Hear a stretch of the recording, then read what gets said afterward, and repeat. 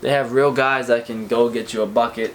Their offense is really good when it's moving, when it's flowing. Everybody's touching the ball.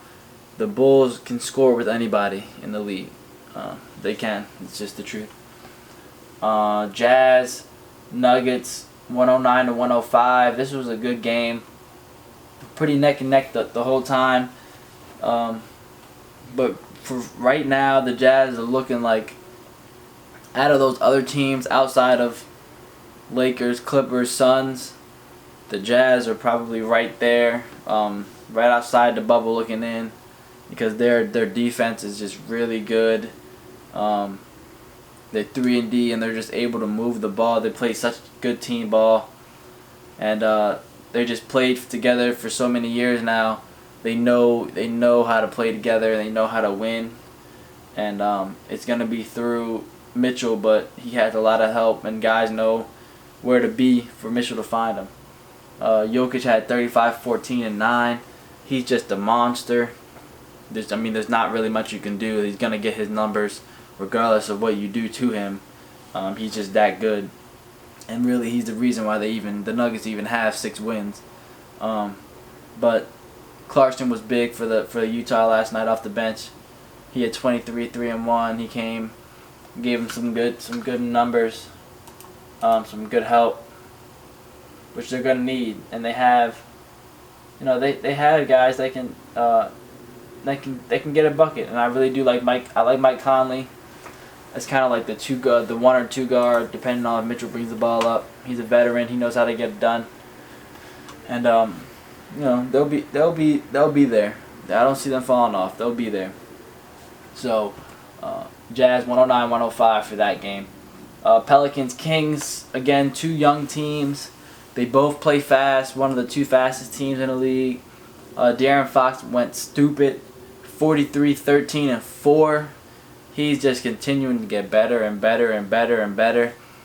We thought he was a really good shooter out of Kentucky. He had a couple years where his 3-point percentage was going down, and we thought, oh man, maybe he's just a Russell type where he's just super fast, explosive, and attacks the hole. But this year his 3-point percentage has improved vastly, and he's been able to put that into his game and add a new dimension, and it's looking really good paired with Buddy Hield, and a couple other, they got shooters around them. So the Kings are, like I said, the Kings are a good team, but they just haven't won enough yet to know what it feels like consistently to win. I like Marvin Bagley. I liked him straight out of Duke. He took a couple years to kind of develop, but he's playing. He looks like he's playing for a reason. Harrison Barnes, he's the vet. He got to do better than 7 points. They rely on him to make the good decisions, put them in spots where they can win. I like Holmes. Their starting 5 is a very good starting 5, but their bench got to give you more than 9. They got to give you more than 13 points. They had a couple guys out, so I'm not gonna put it all on them. But they got to do better than that. And then Zion, he's just a monster. Like I said, you can't stop him. He 0 3-pointers because he knows his game. 13 and 15 from the field. I mean, what you supposed to do? Him and Bi together are just that pairing is elite. 53 points between the 2 of them. Bi's got to take care of the ball a little better. But without Lonzo in the lineup, he kind of becomes like the point guard guy. I like Bledsoe, but I never really thought of Bledsoe as a point guard. He's more of like a straight wing attacker. But Bi usually has the ball in his hand and is making things happen. So the Pelicans, it was a good game down to the wire. Both teams were scoring high. It was neck and neck. The Pelicans started out. In the first, they took the lead. They came out really hot, but like I said, the Kings can play that style, play that type of basketball, and they kind of fed right into the Kings game. They were able to come out in the second half, the third quarter, and kind of put it on them and push it to be able to get the game back in to being close. But the Pelicans were able to finish it off, and they're gonna have to win games like this continually throughout the season to understand what it takes to really finish games off and win them. So I think this was a good game for both teams, but the Pelicans won that 128 to 123. And then the last game of the night, I heard news of, and it's really a sad situation for LeVert. They found a growth in his MRI. I believe it'd be early signs of a cancer. And they just acquired him and pretty much to make him one of their main guys in the Pacers organization. So it's a really big blow for them not to have LeVert. I mean, I still think they're a solid team with Brogdon and Sabonis. They can get it done. But last night, they did look They looked like they needed another guy to help, and LeVert is definitely that guy because he can get a bucket, facilitate. But again, they were playing against the Clippers, who one of the either 1, 2, or 3 of the best teams in the league. And they just laid it on them last night. First quarter they come out hot, firing. They settle down a little, and then it's seeming like the Clippers love the third quarter. They come out in a half and they just put it on you, and try to don't even let you get back into the game to finish it off. And what they did last night, 39-20, outscored them in the third. And that's their recipe. The third quarter is where they tend to turn it up, rip your heart out and stomp on it. So to not even get the game close because Kawhi and Paul George, they don't want to take games off anymore. But the way you take games off is you come out in the third and you obliterate your team where you can sit down for the rest of the quarter. So the Clippers they're looking really, really good.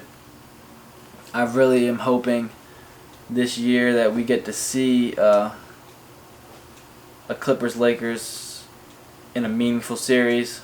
I'm not sure where it'll be, but I think we deserve that from last year.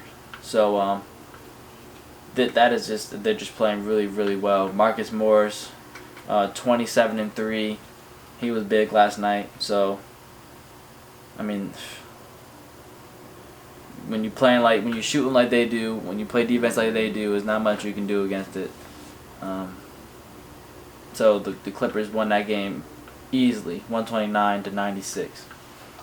So that's the recap from the weekend. We got some games going on. Actually, we have games going on right now. I have them on record. I'm gonna go watch them after this. We'll go up to the board. Let's hop up to the board. No significant. Oh dang! Look at my stickies. Gotta get a better sticky system. But nothing crazy in the changes so far. The Bucks actually are on the top. I think I mixed that one up. Yeah, the Bucks are number 1. Then the Celtics. But mostly it looks the same.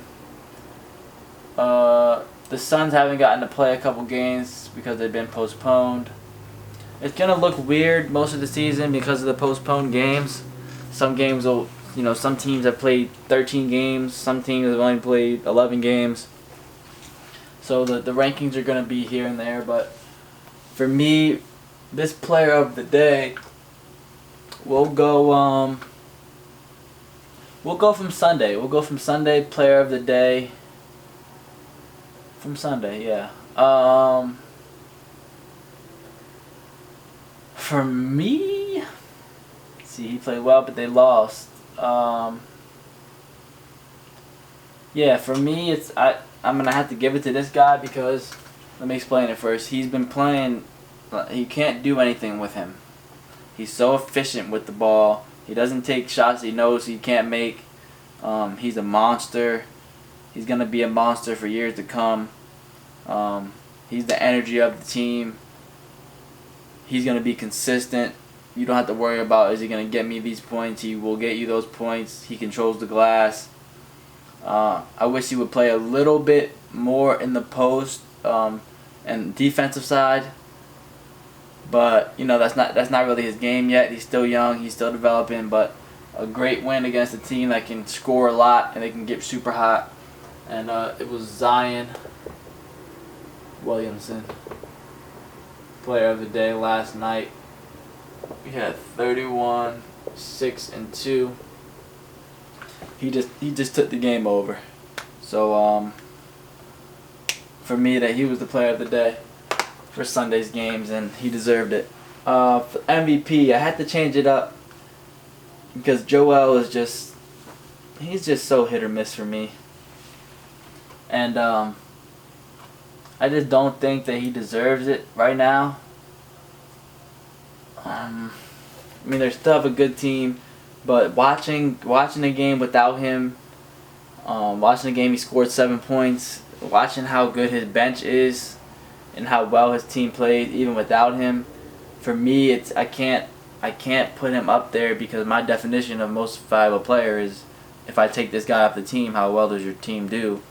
And I don't think the 76ers will be the top seed, but I still think they'd be maybe 4, 5, or 6 without Joel.